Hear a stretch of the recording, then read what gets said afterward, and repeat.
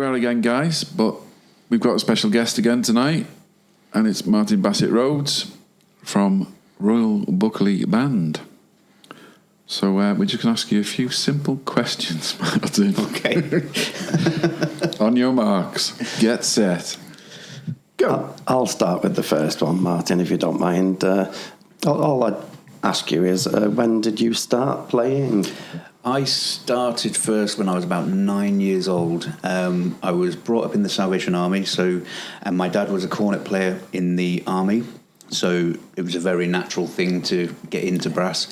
I struggled at first, though, because my dad insisted on putting band practice nights on a Friday night, and I was 10 years old, and I wanted to go to youth club on a Friday night instead, so I had a little break for a bit.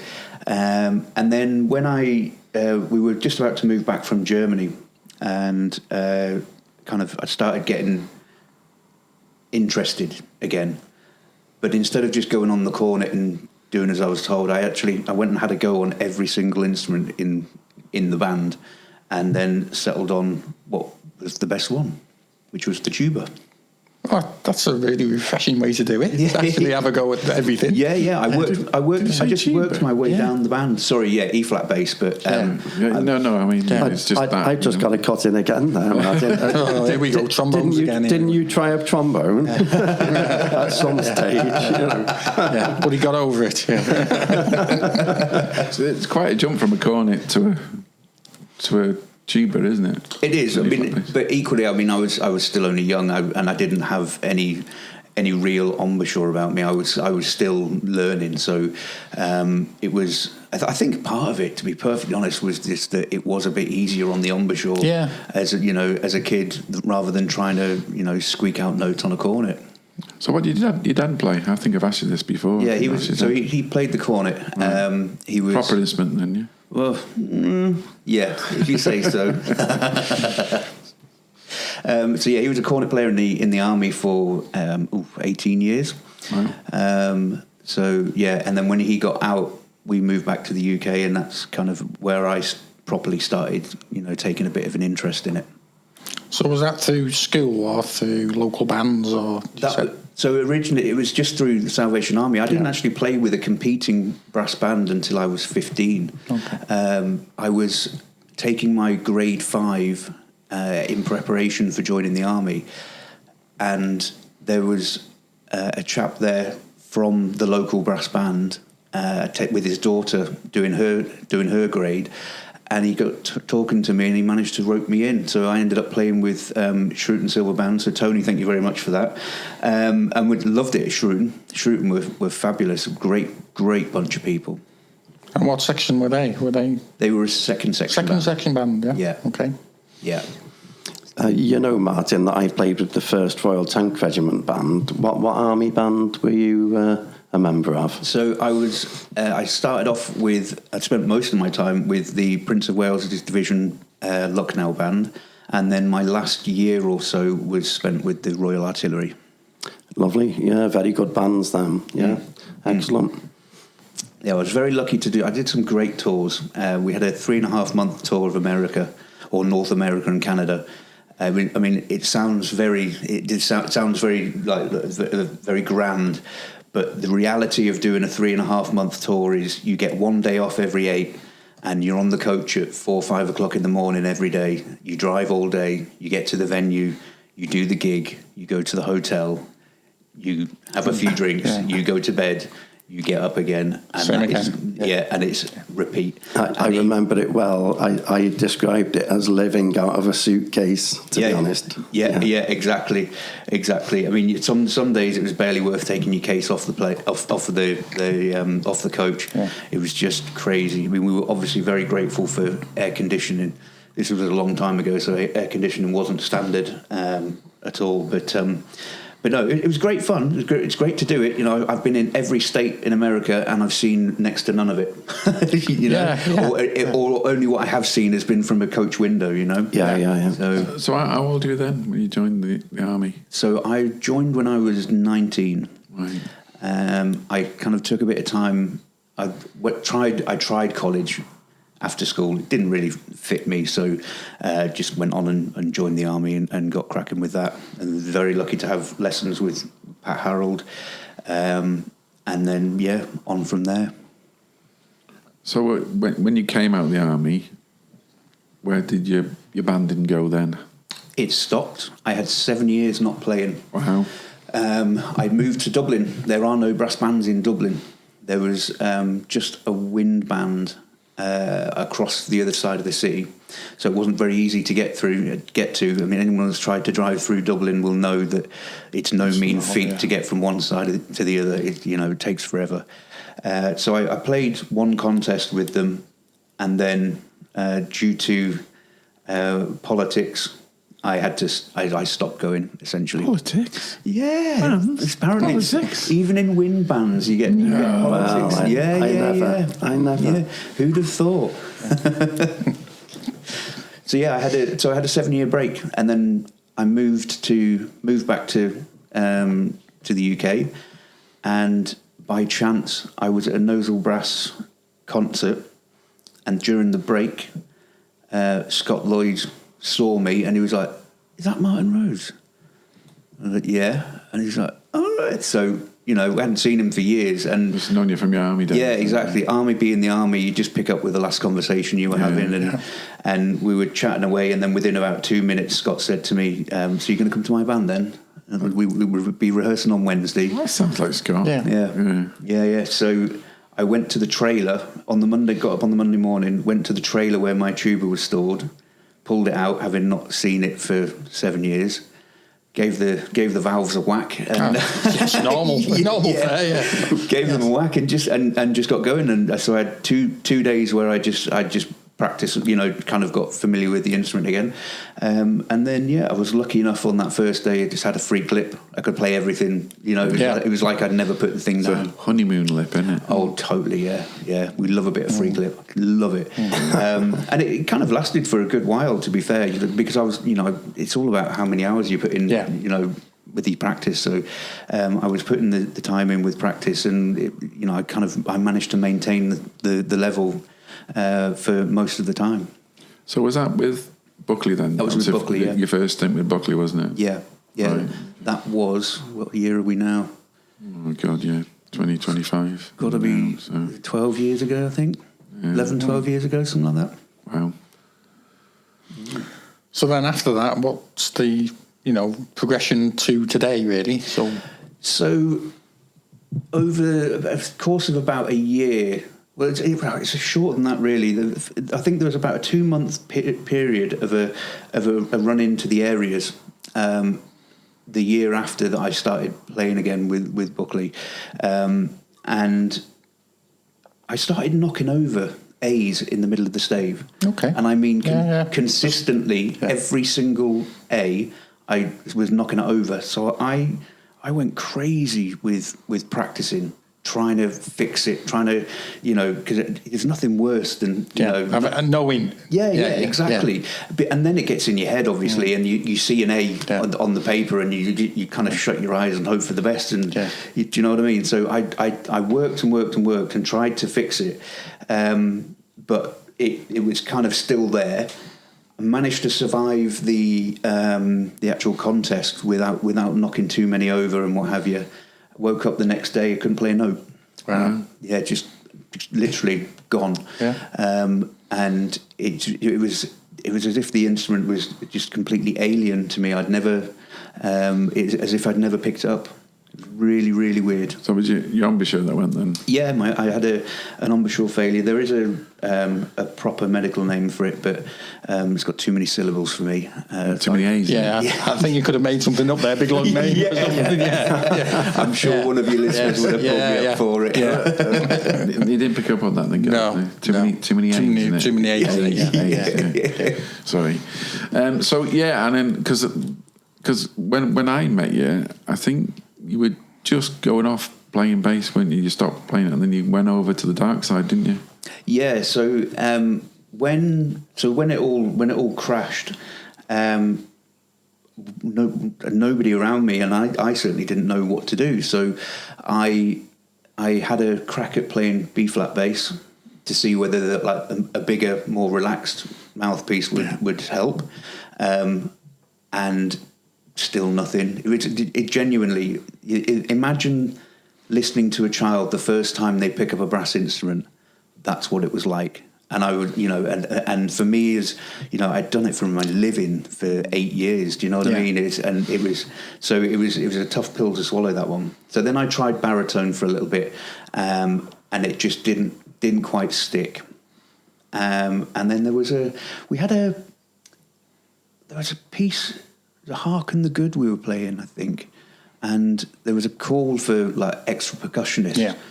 So, like I say, my chops weren't working properly anyway, so I said I'd have a go. Now, I'm lucky enough, I'd had a little bit of a stint on percussion in the army, so I'd picked up a few tips and tricks along the way. And then that was it. I was shed builder. I was a shed builder for all the years after that, until maybe 18 months ago, 2 years ago. I had another crack at tuba, and it just didn't work. No. I've tried everything. I've had hypnotherapy. I've tried everything to try and get past it, because it's psychological for me. Right. For me, it's psychological. I couldn't relax the muscles in my face and then hold the right muscles to form the embouchure. Everything would just tighten up and clamp up, and then obviously you can't get the note. And it's weird because it's autopilot, isn't it? When it works. Oh yeah, you don't think about it, do you? It just happens. Yeah, and that's the heartbreaking thing, that I had days when I picked it up and it was amazing. I could play everything. I was back to what I know I could be. And then you'd have another day where you pick it up, and I mean, I've been having regular lessons with Colin Sneed, and some of my lessons, we'd spend an hour just trying to get me to play a C, just a bottom C, and strike it well. Do you know what I mean? Yes. And I just couldn't get any of it. So we'd spend an hour trying to play one note. You can't progress, And I always said to him, I want to get to the point. See, I've always had a love of studies. I know some people find them boring or what have you. They're not. You can get so much done with a study. I love studies. What's he talking about? Well, we've all, especially in the army, Martin, we'd having a professor, giving you weekly lessons, there's going to be some book there, isn't there, that you're going to be following. And, it is great for your playing, really. And it just forces you into playing things that you're going to see on the page somewhere else. You can practice a test piece and only practice the test piece, but I was always taught, find the bit that you can't play, then find a study that hammers that. Into that. If you're struggling with a particular key signature, find a study. Page. Yeah, exactly. Find a study that is in that key signature and work that study. Then you just get used to working within that key. Then go back to the test piece, and you know what I mean. It just falls under the fingers a bit easier. So I know how gutted you were when you finally gave up with the old E flat bass. Heartbroken. And we all saw what you're going through there, and then now you're on. Now I am on baritone. So I tried tuba. It just wasn't working, like I said, and at Buckley we were suddenly in need of a second baritone. So the weirdest thing about my embouchure this time round, from a G in the middle of the stave up, everything was fine, but from a G in the middle of the stave down, it was really, really ropey. Now, that might be fine for a first baritone or something like that, but for a tuba, your working range is, that bottom ledger line up and down from there, essentially, in the main. So I actually approached the boss, and I asked him whether he fancied giving me a crack on second baritone, just to see if it worked. And it started to stick, and now my lessons with Cole are studies and things like that. He's pulling all of them out for me. Yeah, brilliant. And I've and very quickly ended up having to move up to first baritone again because of personnel changes and what have you.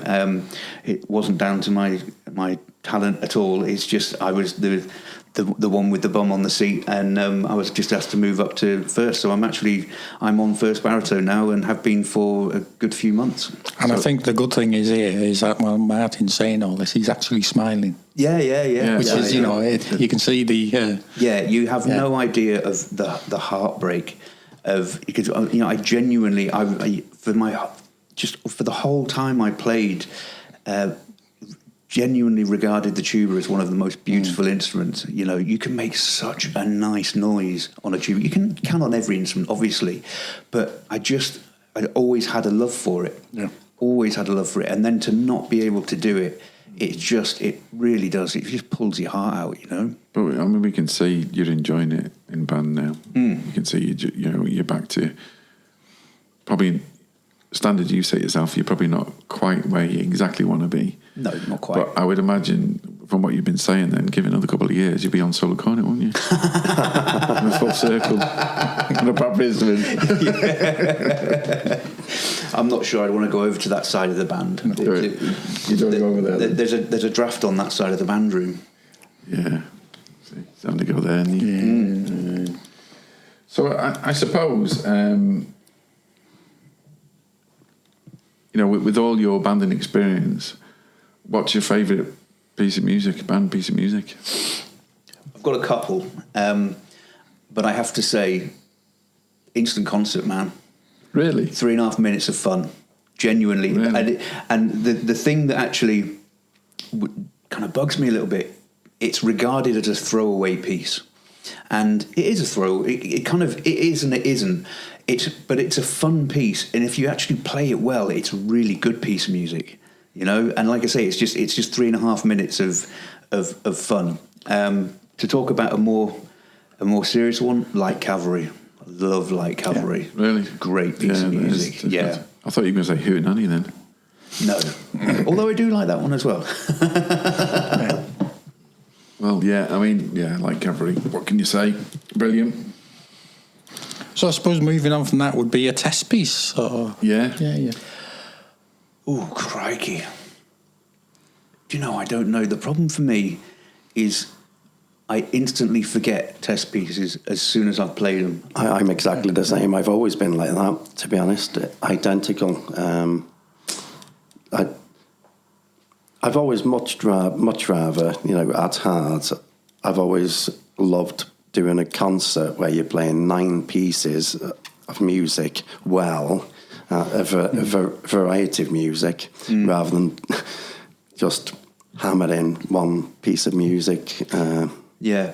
But see, it's funny, we had a discussion about that a couple of years ago, because we had a year where we were really heavy on contests and we barely did a concert. So within the committee, we kind of discussed it. So we actually put it out to the band and said, what do you guys want to do? Do you want to do concerts or do you want to do contests? And it actually came back contest heavy, but people want contests, but they want concerts as well. So what we did last year was we actually cut down on the number of contests we went to, and we made sure we put on 4 or 5 good concerts. Yeah, exactly. Because you're dead right, Doug. It can be hard. I mean, if you spend months, you know, just hammering one piece of music, and you know, and you sit there, and especially if you know other sections parts are harder, and you've got yours sorted, but then you're sat waiting for another section because and they all, it makes band tough because you're sat waiting or what have you, or it's just you know you're going to be playing the same thing over and over. That's it. But we've just had that at the area, really. The cornets had a hell of a lot more to play. It was a lot harder, you know, and. You didn't have the much. poor trombone section, you know. Fair dues to Keith. He did his best by getting other music out as well to keep the trombones happy. Yeah. and he did.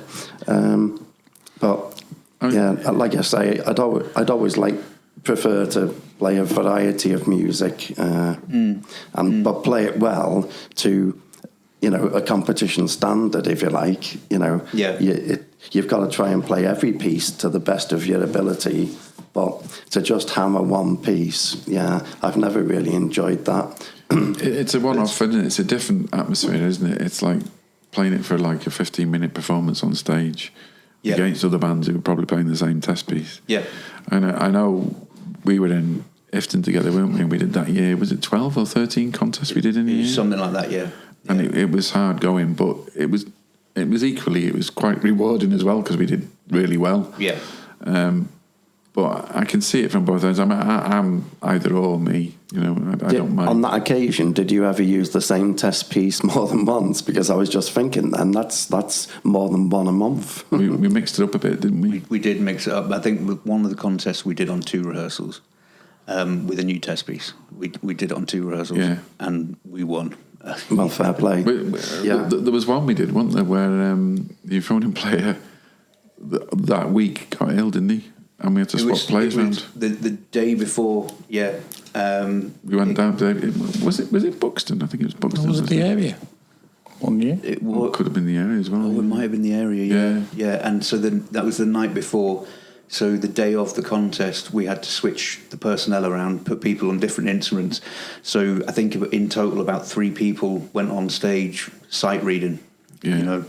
I think we qualified as well, didn't we? That one. Yes, we did, yeah.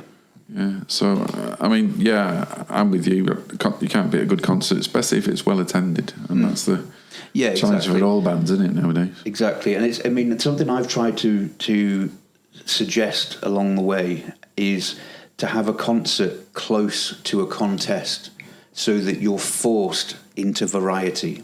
So, you know, in the lead up to our areas between January and March, you're obviously going to be test piece heavy.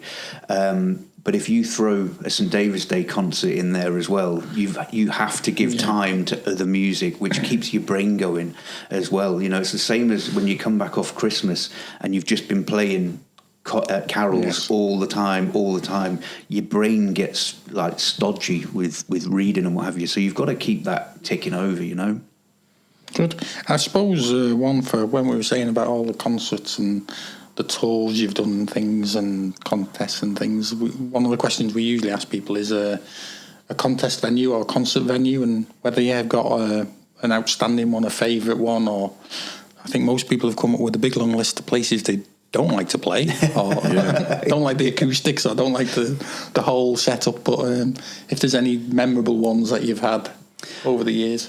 The most memorable experience is actually it's one from the army when we were in America. We were in Denver, and so the gig we were doing was a marching band gig with the Black Watch pipes and drums, and everywhere you go, because everyone in America is partly Scottish or partly Irish. Do you know what I mean? Yes. So they were there for the pipes and drums. I had one lady come up to me because I used to wear a bib because I was a tuba player, protect my instrument from the buttons. She came up to me and asked me if I was a drummer, and when I said no, she just went "oh" and walked off. And I was like, "Charming, genuine." But when we were in Denver, we marched out. So the opening of our part of the set, we would slow march out singing Men of Harley. And then Singing, yeah. So because we were the Prince of Wales division, we represented part of the division were 2 Welsh regiments. So we had a male voice. The band doubled up as a male voice choir. So we marched on in slow time, singing Men of Harley, and then get to the end of the verse, broke into quick time, and then you do the marching display in quick time, mostly in quick time. And we got to the end of the singing, as we were playing the 2/3s, breaking out of slow time, 50,000 people erupted. Absolutely erupted on the, in the way that only Americans can, Wow. and you literally saw the band grow 6 inches and just be like, all right, they're here for us, because everywhere you went, it was all Black Watch. So yeah, everyone just like I say, so that was really good, but it's very grandiose, isn't it? So, are you sure it was for the band and not the goat? We didn't have the goat with us. Didn't you have the goat with you? No, we did. See, in the band we didn't have the regimental mascot, but the Royal Welsh did have Billy. Perfect name for a goat. Yeah. So whenever you always did certain parades, whatever, you always got to see the mascot, feed him a cigarette and all that kind of stuff. Genuinely. Yeah. 2 cigarettes a day, used to be, didn't it? You told me that before, yeah. I've got one for you here now, Martin. You're going to have to be careful with this one. You don't know who's listening to these podcasts. Have you got a favourite conductor? Have I got a favourite conductor? Keith Jones. Oh, yeah. Well, obviously, yeah. Our current boss is obviously the top of the list. I had the privilege of playing under Philip Harper. He came when I was with Shrewton. He came and conducted a workshop weekend in preparation for an Areas. And even back then, that was, I don't know, must be 20 years ago. And he was brilliant even then, really, really good. Who's Philip Harper? He's a horn player, isn't he? He was a horn player, yeah. Yeah, well done. So yeah, he was very good. He was very good. But even, I'd say over that, Roger Swift was the conducting professor at the School of Music when I was there. And he was just amazing. We had this... So Nella Hall used to do these summer concerts on the bandstand, which is called The Rock. And you'd have, I think, four or five military bands all join up and play a massed band concert. So it's all outside. It's always have something like between 15 and 18 tubas. So if you can imagine that and then fill the rest of the band up in front of it, it's phenomenal. And it's hard work. You sat outside, rehearse all day, all the day before it, all the day of it, and then you do the actual concert in the evening. And I remember having to set up all the chairs as well for the audience that were going to come. Yeah, you had to sort out the dressing of the chairs and make sure they were 1,000 chairs straight in lines. Yeah. Yeah. So we did Star Wars main title on one of those concerts, and Roger Swift, the conducting professor, he conducted that, and obviously everyone knows the big opening chord. And just the way that he threw that first chord at us, and that's the only way I can describe it. He threw it at us, and he threw down the gauntlet for us to make that as big as we could. And the other thing to throw into that is you've got 5 different bands, 5 different solo cornet players from different places. The age-old thing of how do cornet players greet each other? Hi, I'm better than you. Do you know what I mean? So you've got 5 people competing on that top C on the opening note. It just made it epic, to be perfectly honest. So, out of the two then, so is it between the two of them, Philip Harper and Roger Swift? Do you think they share the honours? Don't forget though, Martin. Corey's are looking for your phone player at the moment. Oh yeah. I was thinking about putting an application in for that to see how I got on. Well, it seems this is obviously more brass band orientated. I'll have to go with Philip Harper. Right. Very good. Good choice. You got any more questions, Doug? Just putting him on the spot here. I think the only other one that we usually, again, ask people and we get some varied answers on is a favourite solo. And maybe not one you played yourself, because we don't get that much on bass, but maybe one you've heard or somebody played that, member of your family, or, a piece that means something to you. Again, that's just too many. Although I'd not long been in the army, and just before we went on that America tour, actually, I ended up playing for a run of concerts. I ended up playing tartan tuba. Now, it's not a ridiculously difficult solo, but the thing that made it difficult was the boss put the program out for the run of concerts just before we went to America. And so we were playing it when we came, we're doing these concerts when we came back from America. And I saw tartan tuba on there, and I knew that my oppo was away on leave for those concerts. Because we did those concerts annually, and he hated them. So he used to book leave to not have to do it. So I clocked this, and I thought, I'm going to box clever here. I'm not going to say anything until we're stateside. And then... It's too late. Then he's going to have to change the program. Yes. And anyway, so 2 weeks into being in America, I went up to the boss and I was like, "Sir, you put Tartan Tuba on the Proms concerts?" And he went, "Yeah." I said, "Doug's not there. Like, he's on leave." And he just looked at me and went, "You best go and learn it then." And I was like, well, Yeah. no music, no nothing. I had to go up to Doug before each gig and just get him to teach me a few bars at a time. Yeah.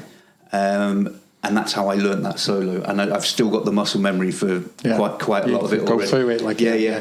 I've never seen it written down. When it came to the actual concert, I hadn't actually ever played it with the band. Yeah. And then on top of that, you have to do all of the funnies of walking around playing it without music. You've got to walk around. You've got to try and be funny. Yes. All of that kind of stuff. That was my first solo in my army career. So that kind of sticks with me a little bit. Fairly memorable to have to do all that, Having to learn it on tour was tough going. In a kilt as well, yeah? Oh, yeah, obviously, yeah. Well, that brings us to our last three questions, really. So we'll all ask you one. I'll go first then. Who's your banding hero? Okay. See, I've had a shift with this, obviously with me moving around instruments and what have you. But growing up, Steve Sykes all day long. I was always mesmerised by him. Yeah. And him and Chuck Dellenbach as well from Canadian Brass. They're just super tuba players. From even before that, I was inspired by David Dawes. Obviously, growing up in Salvation Army, went to a lot of events. What have you.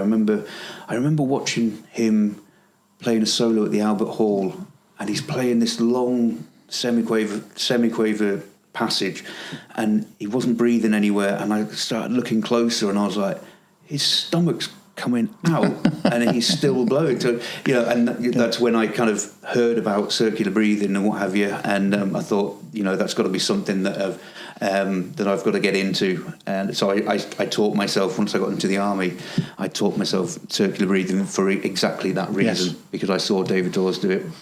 And now that I'm on baritone, Katrina Marzella is just, she's phenomenal. Yeah. And the things that she's done for the instrument, it just, it's incredible, absolutely incredible. Not one hero, I'm afraid. You got four. No, you got four there. Nothing wrong with that. Yeah, I think you've done well getting down to four, to be honest, with the number of. So the next one is, put you on the spot here. If you could join any band at any time in their history, who would it be? Buckley Band now. Good answer. Correct answer. Excellent answer. I like that. I don't know. When I was growing up, it was all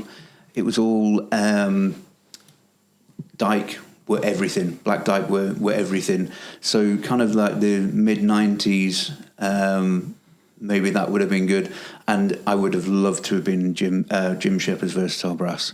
He's just, I know he's your hero. Actually, he can go on the list as well for me, to be honest. But yeah, I grew up, every car journey, my dad had a tape. A cassette tape. I am that old. Same here. Yeah. It'd be Colin Aspinall. Yeah. But he had a Jim Shepard tape, and it's all we listened to on every journey. They had a superb arrangement of Carnival of Venice, where the tuba player took the triple tonguing section, and it's just incredible. It was all note perfect, wasn't it? Well, the final question, Martin. How would you describe brass banding in 3 words? Okay, I've heard, obviously, I'm an avid listener, so I've heard various answers to this one. I have to say, something that has been mentioned by others, and I think proven with some of the other stuff that you've done, community. That's the first one. It's all about, we talk about, certainly in Buckley, and I'm sure it's the same everywhere, we talk about our band family, and it is everything, that is the core behind it. Friendship, would be another word, I suppose, that goes further than just the community side of it. And fun. It's got to be fun. But it's got to be right to be fun as well. So there's some hard work. You've got to do some hard work in there, but it's fun. Great. Really good answers, Em. Yeah, really good. Yeah, well, it's been great to talk to you. Thank you And we very could much. have talked all night probably, because you've probably got some great stories there. I am expecting you to send me some. For my redemption section, I'm still waiting for those emails to come rushing in. And I know, Mr. Rhodes, you've told me lots of stories re your banding, so I expect a few emails in the future. But thank you for today, or tonight, as we've met here. And then hopefully we'll get that on as soon as we can. But thanks again. Thank you very much. Thank you, Martin.